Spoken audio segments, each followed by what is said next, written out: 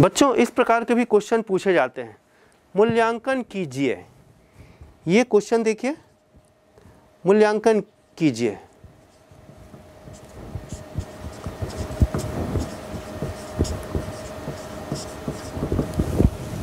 ये क्वेश्चन है tan inverse of 1 plus cos inverse of minus half plus sine inverse of minus half. Objective question है बच्चों ये,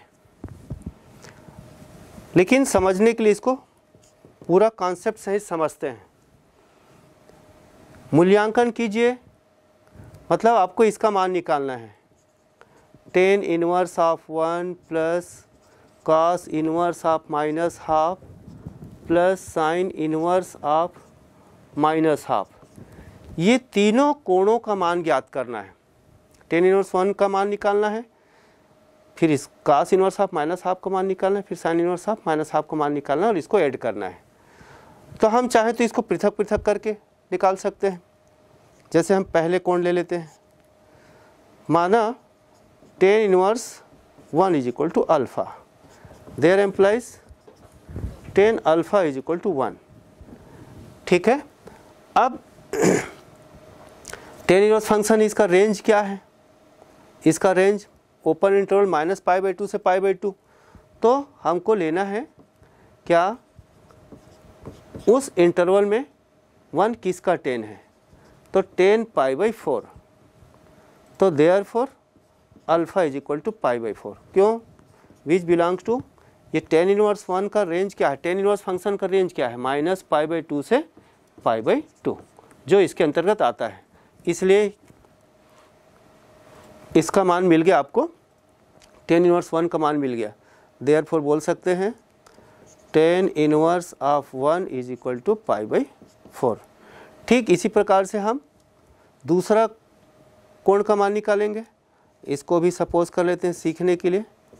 cos inverse of minus half is equal to suppose beta, there implies, एक एक आच्छादक होने के कारण क्या लिखा जा सकता है, cos of beta is equal to minus half. बच्चों इसमें cos इनवर्स फंक्शन का आपको रेंज जानना है और उसका रेंज होता है क्लोज इंटरवल 0 to π। तो हमको इसको 0 to π के अंतर्गत लाना है। तो उसके लिए सबसे पहले हम 1/2 जो टेबल में जो आप याद रखें 1/2 कितने का cos है, ये ध्यान रखना है। cos 60 अंश का मान है, तो ये हम लिख सकते हैं cos π/3। ठीक है, अब आपको पता होना चाहिए कि इसका रेंज क्या है। इसका रेंज आपको याद रखना है, जैसे कि cos inverse x belongs to 0 to π। जैसे यहाँ पर क्या था बच्चों, tan इनवर्स x बिलोंग्स टू -π/2 से π/2, ये तो ये ध्यान रखना है। तो इसके अंतर्गत लाना है, तो इसको हम सिंप्लीफाई करते हैं, तो इसको क्या लिख सकते हैं, इसको हम सेकंड क्वाड्रेंट में लाते हैं। 0 to π पहला और दूसरा चतुर्थांश, तो इसको हम दूसरा चतुर्थांश में क्या लिख सकते हैं, cos π माइनस π/3। ठीक है बच्चों, आपको ज्ञात है cos 180 minus theta is equal to minus cos theta होता है। ठीक है, तो आपने माइनस cos थीटा को cos 180 माइनस थीटा के पदों में लिख लिया। तो ये अब आ जाएगा, इसको सिंप्लीफाई कर दो, cos 2π/3। अब ये आ गया, इस रेंज के अंतर्गत आ गया, इसलिए हम बीटा इज इक्वल टू 2π/3। क्यों? क्योंकि विच बिलोंग्स टू 0 to π। ठीक है, अतः आपको cos inverse of minus half का मान 2π/3 मिला।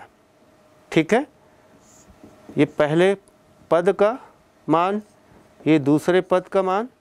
अब हम तीसरे पद का मान निकालते हैं। पुनः माना तीसरा कौन सा है, sine inverse. Sine inverse of minus half is equal to gamma ले लीजिए, there implies sine of gamma is equal to minus half. यहाँ पर भी साइन फलन का रेंज जानना आवश्यक है, ठीक है। Sine inverse x belongs to close interval minus π/2 से π/2, ये हमको ध्यान पे रखना है, तो उसके अंतर्गत लाना है। तो हम इसको माइनस, ये है साइन 30 का मान, साइन 30 यानी रेडियन में π/6। अब इसको कहाँ लाना है, माइनस π/2 से π/2 यानी प्रथम और चौथे चतुर्थांश में इसको लेना है, ठीक है। तो sine gamma is equal to, इसको लिखा जा सकता है साइन ऑफ माइनस π/6 चौथे चतुर्थांश में, ठीक है बच्चों। तो therefore gamma is equal to minus π/6। अब माइनस π/6 लेते हैं चौथे चतुर्थांश में, तो ये आ रहा है कि नहीं आ रहा है, आप देख सकते हैं, विच बिलोंग्स टू माइनस π/2 से π/2, तो ये भी मिल गया आपको। Therefore sine inverse minus half is equal to minus π/6, ये तीसरा रिलेशन, ठीक है। अब इनको आप हल कर दीजिए, मान रख दीजिए। अतः जो व्यंजक दिया है tan inverse of 1 plus cos inverse of minus half plus sine inverse of minus half is equal to, पहले का मान क्या है π/4, दूसरे का मान 2π/3, तीसरे पद का मान माइनस π/6। इसको हल कर दीजिए, एलसीएम आ जाएगा 12, ये हो गया 3π और ये हो गया 3 चौक 12, 4 दूनी 8 प्लस 8π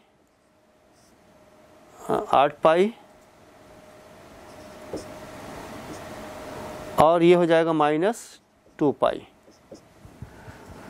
तो 8 3 11, 11 में 2 घटाया 9, 9π/12 कटता है, कटा दीजिए, 3 तिया 9, 3 चौक 12, 3π/4, ये हमारा फाइनल रिजल्ट है, 3π/4 ये हमारा आंसर है।